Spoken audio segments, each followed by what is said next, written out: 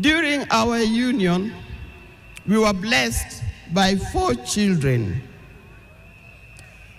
First, we had the first child was called Fidel Castro Raila Odinga. When Fidel was born, I was a bit hesitant the way he gives the name. I said, why do you call him Fidel? Then he said he was a great admirer of Fidel Castro, and therefore he named his first child Fidel Castro Odinga.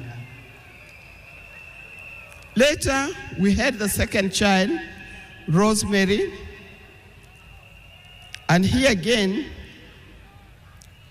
Rose is the name of my mother, and Mary is the name of his mother. We combined the 2 names together, and we call the child Rosemary. It also has a meaning to us. When it came to the third one, and he named after his best friend and his cousin called Raila Kembo, with whom they shared the name. So we ended up with Raila Odinga. Last, there was a big gap, and I'll explain to you. Last came the 4th child. The 4th child, when I went to the hospital, and you know those mothers, you end up somewhere in labor ward. And I was watching the television.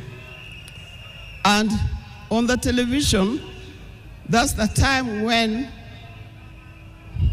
Nelson Mandela had come out of prison. It was he's been there for 27 years. Raila also had been in prison, but that's not why we named her Winnie. And I was watching the television, I could see Nelson Mandela and Winnie Mandela holding hands as Mandela walked out of the gates of the prison. By then, I didn't know what kind of child I was going to get. But then I said, if it's a boy, we'll name him Wilson Mandela. But if it's a girl, will be Winnie Mandela. And therefore, Winnie Mandela arrived. And that's the 4th child. I see when you look at this naming of the children, I know these days you can name your child anything that you want, but I'll appeal to those who are still having babies. Give your child a meaningful name, because you name them people you never saw, you never heard of, simply because it saw the name written somewhere.